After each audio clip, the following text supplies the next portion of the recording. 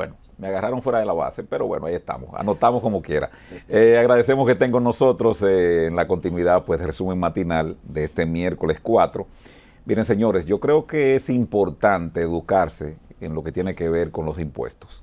Y nosotros aquí en resumen matinal tenemos un especialista en esa área, pero además de eso que tiene especialidades en el exterior.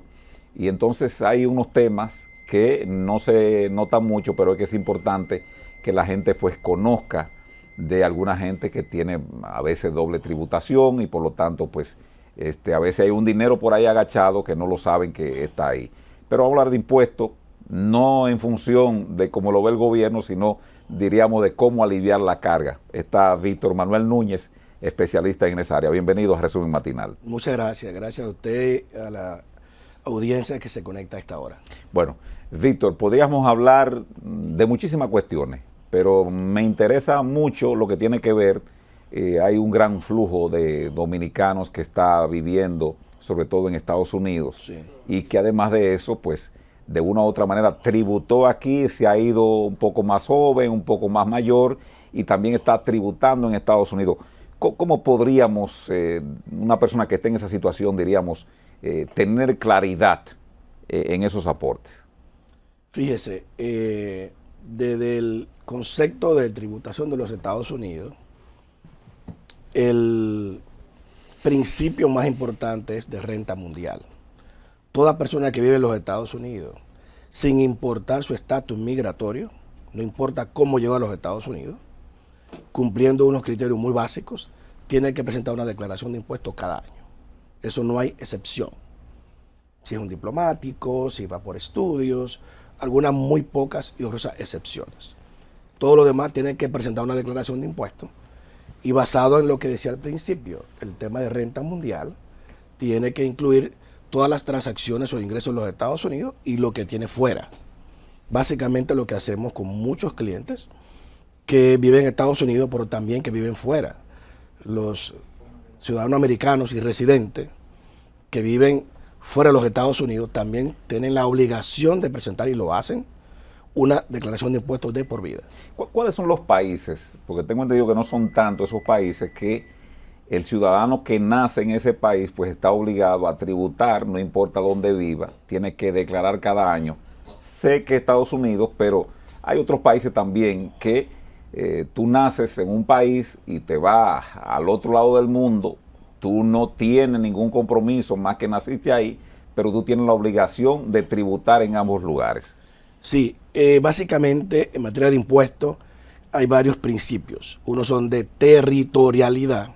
En el caso de República Dominicana, es un régimen o sistema sustancialmente territorial en materia de impuestos. Estados Unidos, España, tiene mucho de renta mundial. Si usted es ciudadano americano, no importa cómo lo obtuvo la residencia y no importa dónde viva, en cualquier lugar del planeta, tiene que presentar una declaración de impuestos. Esté produciendo o no. Tiene que presentarla. Eso no es un elemento asociado a si es americano o un privilegio. Es el cumplimiento de una ley. Y no hay excepción posible. Si un español nació diríamos, en Galicia, y aquí tenemos grandes empresarios muy connotados, ya dominicanos de por sí, pero Claro. bueno, por descendencia y conservan la nacionalidad española, tienen que declarar en España las ganancias que han tenido en el país. Lo que pasa es que cuando tú eres nacional de un país que tiene renta mundial, tienes que presentar la declaración, pero no necesariamente tienes que pagar. Porque tú pagas en el país donde se produce la renta. Sí. Digamos, el caso más común, muchos dominicanos que viven en Estados Unidos. Sí. O que viven aquí, pero tienen las dos nacionalidades. No pagan en los dos países. Presenta una declaración y si usted satisfizo los impuestos en el país donde usted vive y pagó los impuestos, reportan donde usted es nacional y no paga de nuevo. Porque la doble tributación no se va a permitir. Sí, pero Víctor, bueno, conversamos con Víctor Manuel Núñez. Yo hablo de empresarios connotados que no lo voy a mencionar porque no viene al caso, pero todo el mundo sabe que tienen ganancias. Presentan su declaración, tributan aquí y deben tributar en su país de origen. Sí, y solo si lo que ellos como personas derivan como ganancia, lo reportan. Pero lo que le insisto, si ya ellos hice unos impuestos en Dominicana y pagué impuestos, es muy poco probable que yo tenga que pagar en otro país. Bueno, porque la declaración lo que contempla es que yo pague en el país donde estoy produciendo. Claro, y ya. Yo lo que voy a declarar en el país donde soy nacional, pero no necesariamente voy a pagar. Yo reporto que tuve una ganancia, pero no pago por aquello de evitar la doble tributación. Aquí en el país, mucha gente, diríamos, no tiende a ponerse en blanco. En Argentina le llaman pues a ese proceso, ¿no? O en negro, aunque suene un poco racista, pero en Argentina le llaman pues a gente que labora, que trabaja, ellos le llaman laburar, es el término que usan mucho, personas que trabajan, pero que no están registrados en la sociedad, en lo que tiene que ver con la seguridad social, no tributan a impuestos internos, pero están laborando. Aquí ha habido, Víctor, una gran cantidad de pequeños emprendedores que a través de la virtualidad tienen tiendas de diferentes servicios, de diferentes, pues, comercio, como una gente, porque yo puedo comprar algo, pero como yo tributo, a mí me gustaría que me den una factura con comprobante fiscal. Sí. ¿Cómo podría hacer el gobierno y esa propia persona para ampliar su nicho de venta, blanquearse en el sistema? La DGI lo ha dicho consistentemente. Toda aquella persona que haga una actividad y que tenga el perfil de ser un contribuyente debe registrarse. Eso le va a permitir tener su información, fiscal al día, pero además también emitir los comprobantes fiscales a quien se lo solicite. Obviamente, tiene una gestión administrativa, tiene una gestión contable y tiene un impuesto que va a tener que reportar. Pero la única forma es definitivamente lo que nos ha dicho la DGI y ese es el procedimiento correcto, no hay otra. ¿Y el anticipo? ¿Qué hacemos con eso? Bueno, el anticipo... Por ejemplo, qué sé yo, Yasmín, nuestra productora, quiere echar para adelante, seguir levantándose de temprano, pero bueno, echar para adelante con otros negocios colaterales a través de la virtualidad, pero entonces hay un anticipo que la amenaza, no solamente con decapitalizarla, sino de sacarla, de la productividad, porque le pone unas objeciones.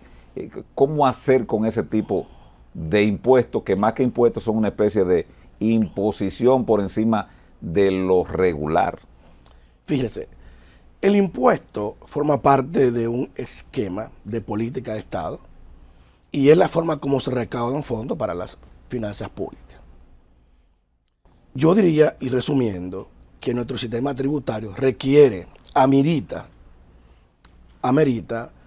una revisión profunda. Más de 30 años tiene nuestro código.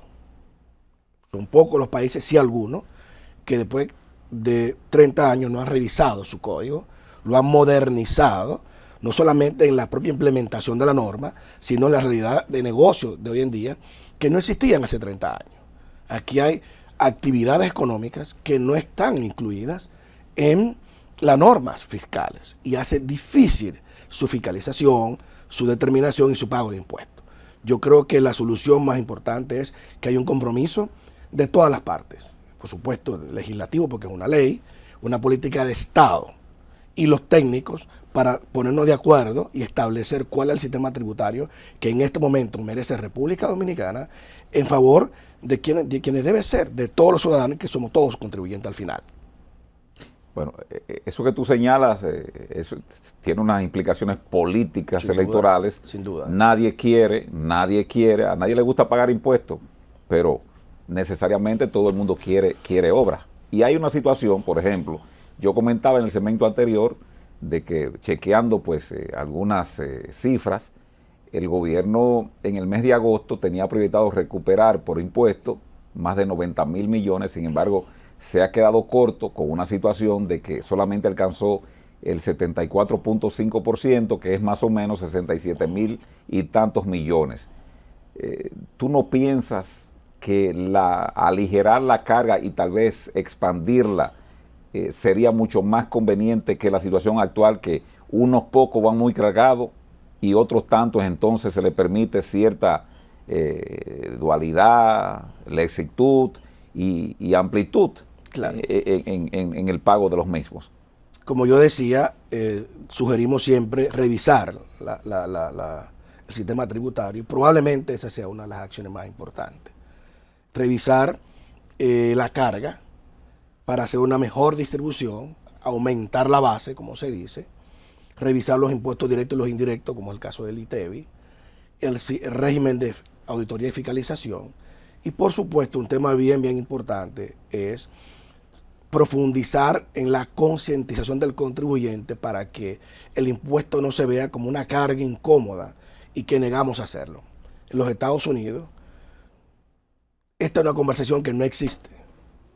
Hay una altísima carga moral a aquella persona que confronta, que intenta no pagar el impuesto.